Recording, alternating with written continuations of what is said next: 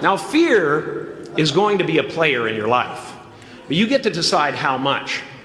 You can spend your whole life imagining ghosts, worrying about the pathway to the future, but all there will ever be is what's happening here, and the decisions we make in this moment, which are based in either love or fear. So many of us choose our path out of fear disguised as practicality.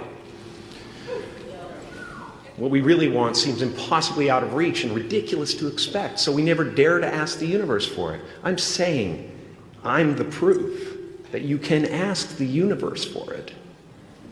Please.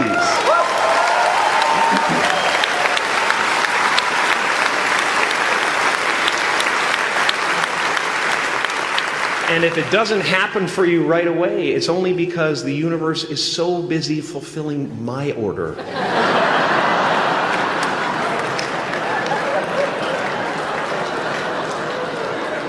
Party size!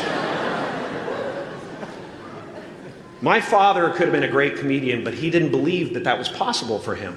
And so he made a conservative choice. Instead, he got a safe job as an accountant.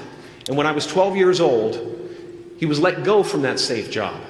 And our family had to do whatever we could to survive. I learned many great lessons from my father, not the least of which was that you can fail at what you don't want.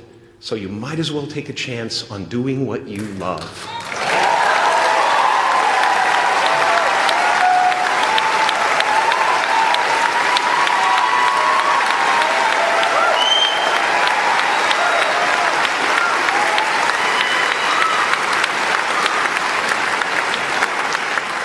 It's not the only thing he taught me, though.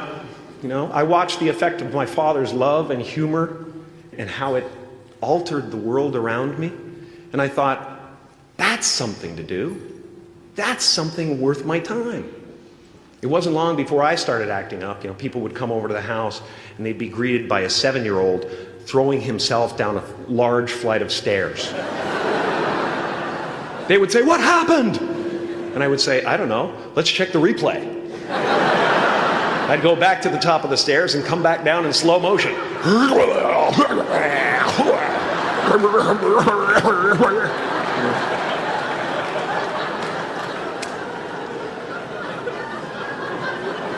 It was a very strange household. My father used to brag that I wasn't a ham, I was the whole pig. And he treated my talent as if it was his second chance. When I was about 28, after a decade as a professional comedian, I realized one night in LA that the purpose of my life had always been to free people from concern, just like my dad. And when I realized this, I dubbed my new devotion the Church of Freedom from Concern. The Church of FFC.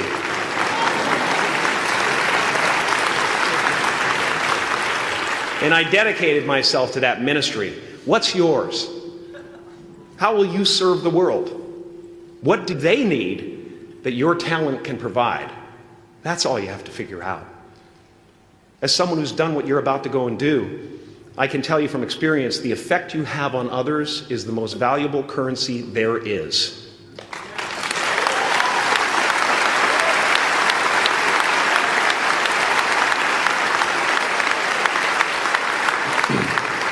Because everything you gain in life will rot and fall apart, and all that will be left of you is what was in your heart. My choosing to free people from concern got me to the top of a mountain. Look where I am. Look what I get to do. Everywhere I go. I'm going to get emotional because when I tap into this, it really is extraordinary to me. I did something that made people present their best selves to me wherever I go.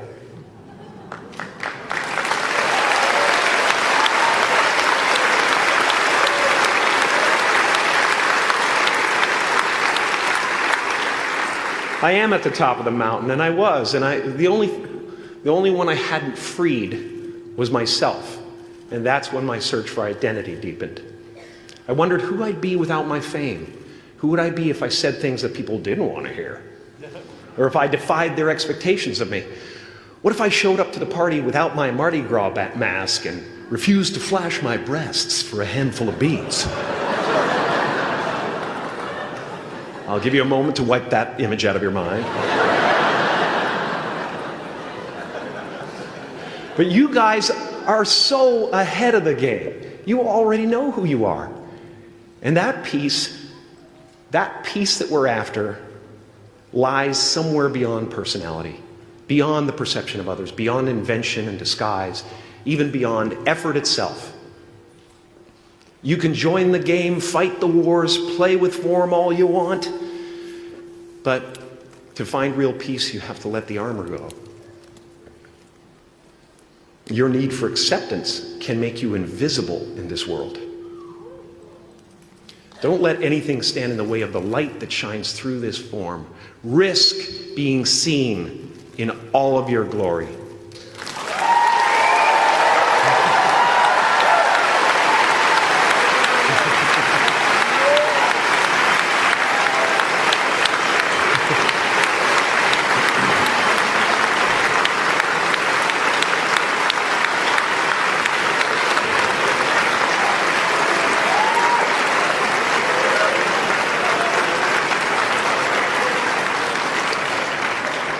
It's not big enough. This painting is big for a reason. It's called high visibility. It's about picking up the light and daring to be seen. Here's the tricky part. Everyone is attracted to the light. The party host up at the top, who thinks unconsciousness is bliss and is always offering to drink from the bottles that empty you. Misery below her. Despises the light, can't stand when you're doing well, wishes you nothing but the worst. The Queen of Diamonds, under him, needs a king to build her house of cards. And the hollow one down bottom there will cling to your leg and say, please don't leave me behind, for I have abandoned myself. Even those who are closest to you and most in love with you, the people you love most in the world, will find clarity confronting at times. This painting took me thousands of hours to complete. And when I was finished, thank you, thousands of hours, yes. I'll never get them back. I'll never get them back. I worked on this for so long. I was weeks and weeks like a madman alone on a scaffolding. And when I was finished, one of my friends said, this would be a cool blacklight painting. So I started over.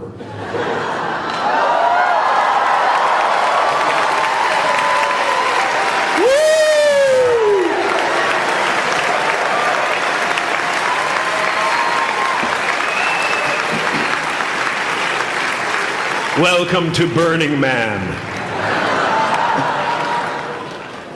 Some pretty crazy characters up there, but better up there than in here. You know, painting is one of the ways, thank you. Painting is one of the ways I free myself from concern, a way to stop the world through total mental, spiritual, and physical involvement. But even with that comes a feeling of divine dissatisfaction, because ultimately, we're not the avatars we create. We're not the pictures on the film stock. We are the light that shines through. All else is just smoke and mirrors, distracting, but not truly compelling. I've often said that I wished people could realize all their dreams and wealth and fame, and so that they could see that it's not where you're going to find your sense of completion. Like many of you, I was concerned about going out into the world and doing something bigger than myself, until someone smarter than myself made me realize that there is nothing bigger than myself.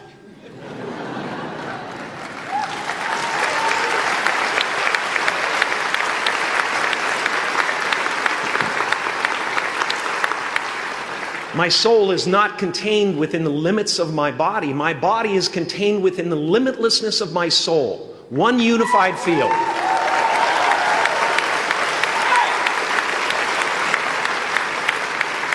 One unified field of nothing, dancing for no particular reason, except maybe to comfort and entertain itself.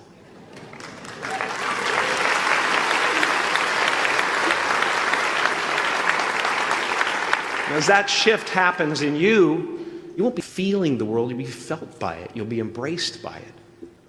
Now I'm always at the beginning.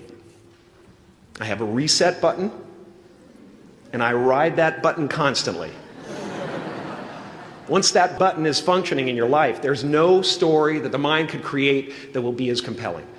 The imagination is always manufacturing scenarios, both good and bad, and the ego tries to keep you trapped in the multiplex of the mind.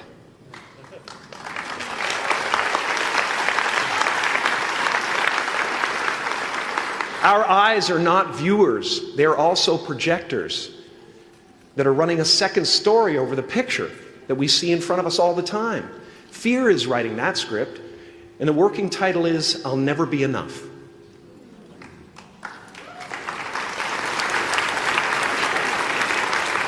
Now you're going to look at a person like me and say, how could we ever hope to reach those kind of heights, Jim? How can we make a painting that's too big for our home? How do you fly so high without a special breathing apparatus?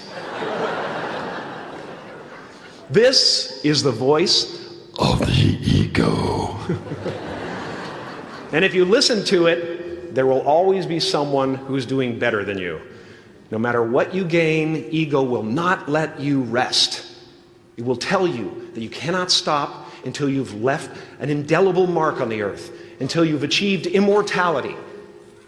How tricky is this ego that it would tempt us with the promise of something we already possess?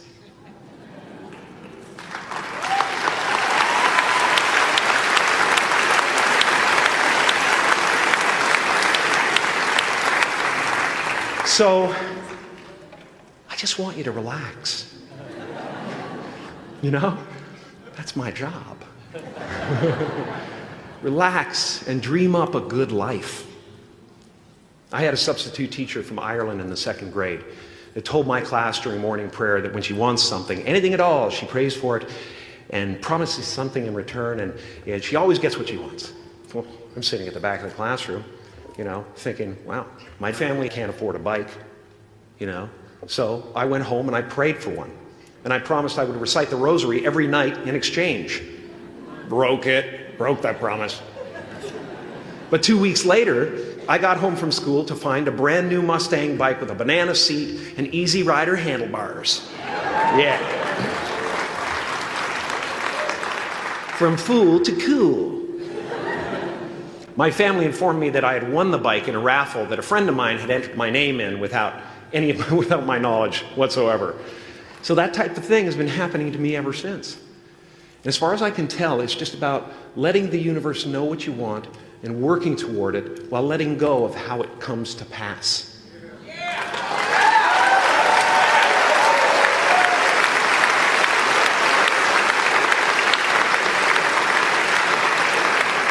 Your job is not to figure out how it's going to happen for you, but to open the door in your head. And when the door opens in real life, just walk through it.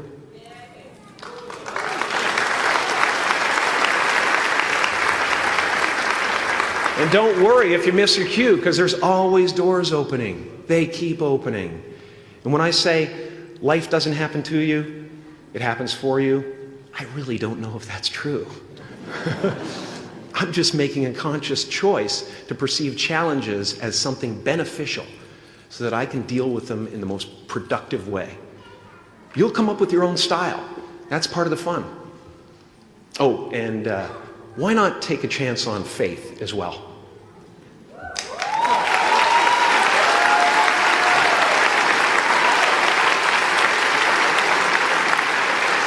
Take a chance on faith. Not religion, but faith. Not hope, but faith. I don't believe in hope. Hope is a beggar. Hope walks through the fire and faith leaps over it.